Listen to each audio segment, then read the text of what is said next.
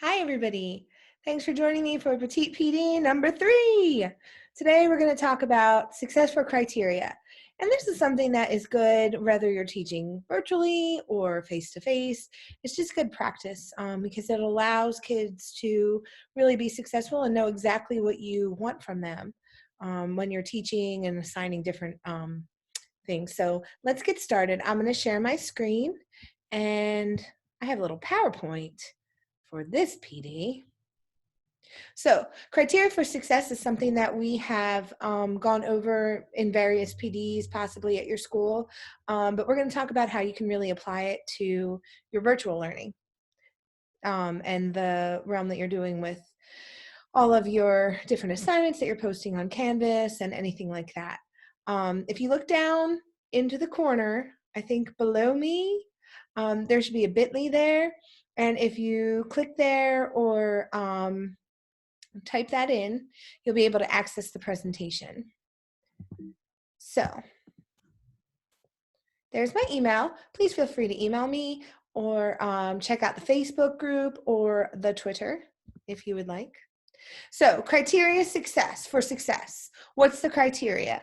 So criteria is, what are we looking for when we give an assignment or we collect something from a student? So it's what we want to see for mastery in students' products, in their work that they're submitting.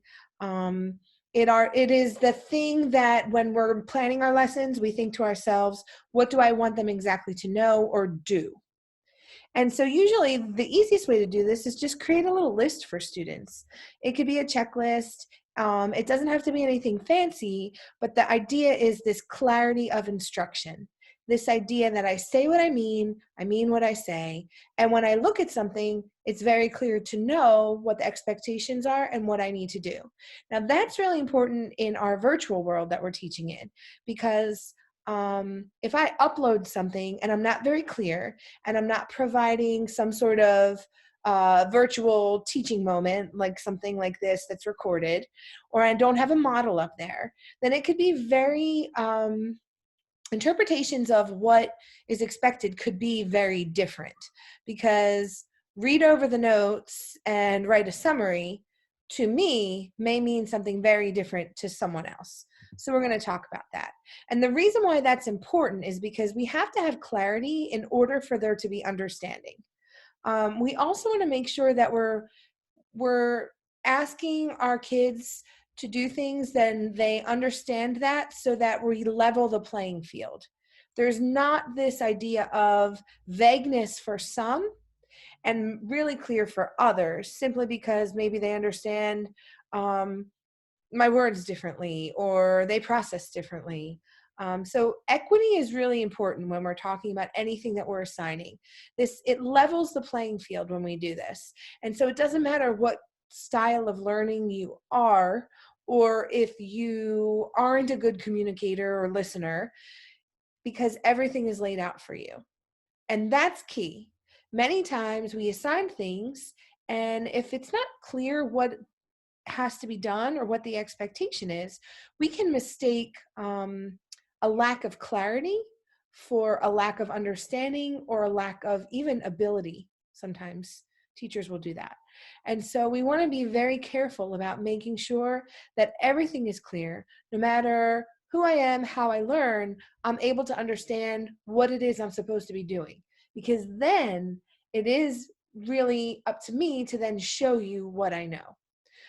It also gives you an opportunity to give really specific feedback, because I now have key things that I'm looking for and that I'm asking the students to do and that I can address. And so my feedback can be very specific. I'm not giving feedback in one area to one student and another area in another. I have very clear guidelines of what I'm expecting. And then also this idea of focus and independent work. I can do things independently if I know what I'm supposed to do. And it's much easier to focus on the few things that I need to do rather than trying to figure out what it is I'm supposed to do. So that's why it's important. And now let's look at some examples. So a task without criteria might be something like record today's observations in a lab report. A task with criteria for success, you can see, has very clear guidelines of what should be done. Record today's observations, but now I'm going to tell you not only in a lab report, but also what should be included in that lab report. So all the steps of the process. Explain your observations during each step in 1 to 2 descriptive sentences. State your conclusion using 1 sentence, and I want scientific vocabulary. Now, if I'm a student, I go from, okay, I know how to do a lab report, or I don't know how to do a lab report, and neither one of those are what the teacher's expecting, probably, to I know exactly what I need to include. I know the way I'm going to be graded and how I'm going to be held accountable. And now I can get feedback on specific things. Here's another one, and this one I tried to make for the virtual world. This is something that I see a lot as I'm just going through different people's Canvas pages and things like that. So task without criteria for success is posted on a Canvas page, is some pages that you have to read through.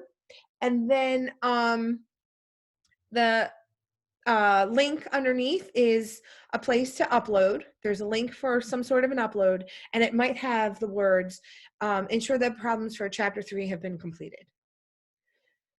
What I do with that as a student varies on what I already know, what kind of learning style I have, what I'm comfortable with, what my reading level may be. All those different things are going to affect what I then submit, or even if I know what it is I'm supposed to submit.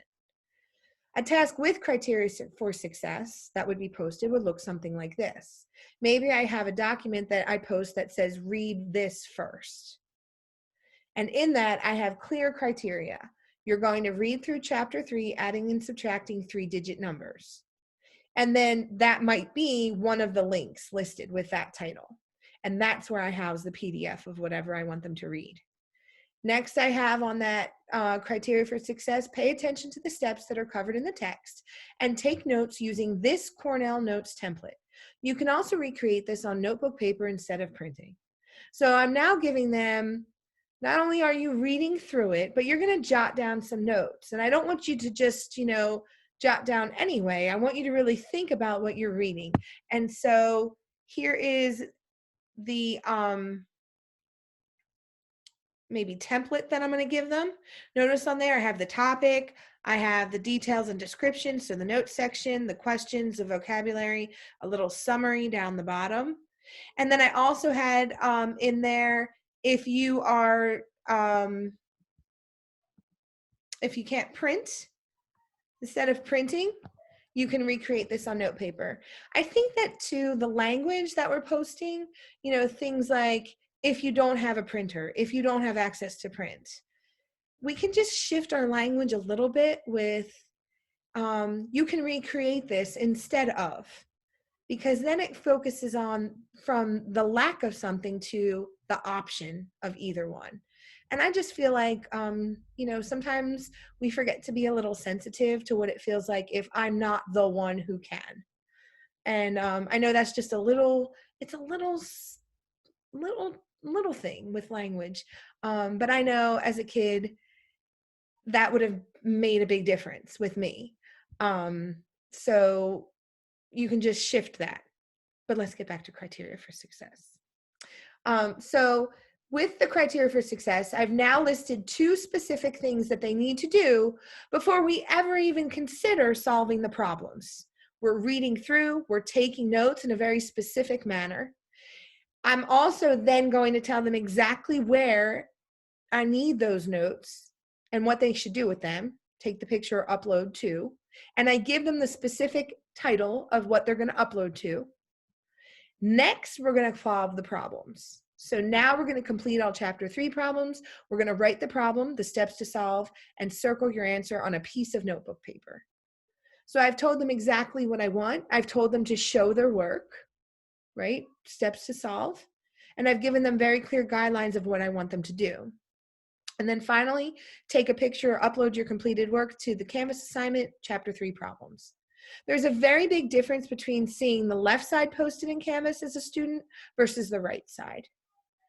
And so it also helps me to give feedback with my students. If I'm just looking at their answers on the chapter 3 problems that they completed, I don't know what they thought about when they were reading those pages. I don't know what their process was in thinking, and I can't correct their thinking if I don't know that. So the idea of giving them a note sheet and making sure that they upload those too is just another way to get them to think about their thinking, and so that I can see their thinking. Now, when we think about this, we also want to think about what we should be doing with these criteria for success and what should be included. So there's 5 P's for effective success criteria. You always want them to be public. So criteria for success are not a secret. It's not a guessing game. A lot of times I see assignments, and I used to do this too, where I didn't want to stifle their creativity. So I'd kind of be vague. You know, we're going to write a paragraph. I want you to write a short story. I want you to do a free write. But when I did that, I actually was hindering my students because they didn't know what was expected for them. When I would collect them up, it became a game of, well, this one was really good, so they did it the right way. And that's not what we want. We don't want it to be this secret. We want it to be very evident and open. Another thing too is preciseness. We need to really think about, what is it that we want them to show mastery in? And how do I give and identify specific individual qualities of mastery rather than generalized things? So it should be also written in plain, kid-friendly language. We're not guessing at this, and we're also being very precise about what we're looking for. We should know that when we're posting assignments, when we're asking students to do certain things. They should be able to look at your assignment and decide whether if they did it successfully. The idea of prior means that it's shared when the assessment or the task is given. And so hopefully, like I gave the example, you may give the success criteria in a document that's listed before any of the other things that they're going to look at. Or you may give the success criteria and then have that writing be where they are accessing the document. But you always want them thinking about what is it that you want them to do and you're going to be looking for before they actually get into anything.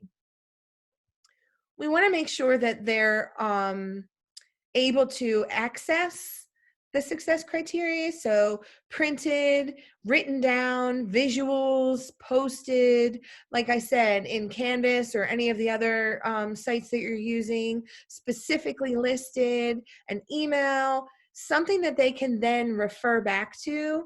You could even use like a bulleted list if you didn't want to write things out. And then that can become the checklist for the student to know if they've successfully mastered and shown their mastery in the assignment that you've given them. And then the last thing is, you want to make sure that it's present in models of work. And so giving them examples, that is one thing that I think that as we get into the virtual realm and world is really important. If you are assigning students certain things, upload a sample of what you're looking for or what the exemplar would be. Again, we don't have to stifle their creativity, but we can do that in a way that will allow the light bulb to click for some kids that maybe just need some more support, and we're not physically there to give it to them. If we go back and we think about this assignment here, maybe I could post a sample of Cornell notes for the first page of a 7-page PDF. Or maybe I can show what the first 2 problems or some sample problems are and should look like on the paper that they're going to be turning in. Those models they don't have to take you a lot of time to make. But you can almost think about it as like on the SAT, they always give you those example questions to get you used to the way that you should take that test because it's a standardized test. And it's the same kind of thing. we're not standardizing the answers, but we want to make sure that the students aren't getting lost in the process so that we could really see what they know and what they've learned. So that's our PD for today. I hope that this was helpful. I'm going to try to say bye-bye that way. If you have any questions on criteria for success, please let me know. I've been having fun doing these petite PDs and thinking about different things that might help you. And hopefully I'll be seeing you soon. I look forward to our lunch bunch and our group chats. Thanks so much, everybody. I hope you have a wonderful day and you stay safe and healthy. Miss you lots. Bye-bye.